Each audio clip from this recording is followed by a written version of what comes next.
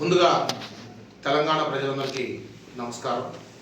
ఈ రోజున human rights council for India అనే సంస్థని స్థాపించి 3.5 సంవత్సరం అవుతున్న తర్వాత మొట్టమొదటిసారిగా తెలంగాణ రాజధాని హైదరాబాదులో human rights council for India రాష్ట్ర కార్యాలయాన్ని ఈరోజు ప్రారంభించడం జరుగుతుంది.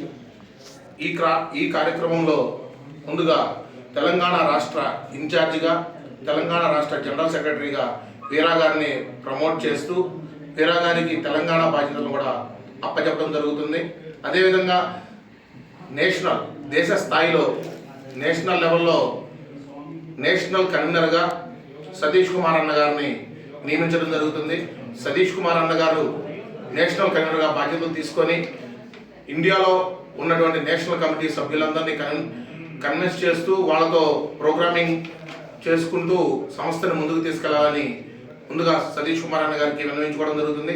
అదేవిధంగా రాష్ట్ర బాధ్యతలు తీసుకున్నటువంటి వీరా గారిని ప్రజా సమస్యలపై ప్రజలకున్న హక్కులకు అవగాహన కల్పిస్తూ పోరాటం చేయాలని చెప్పి మన ఆర్గనైజేషన్ తరఫున నేషనల్ చైర్మన్గా నేను వీరా గారిని కోరడం జరుగుతుంది.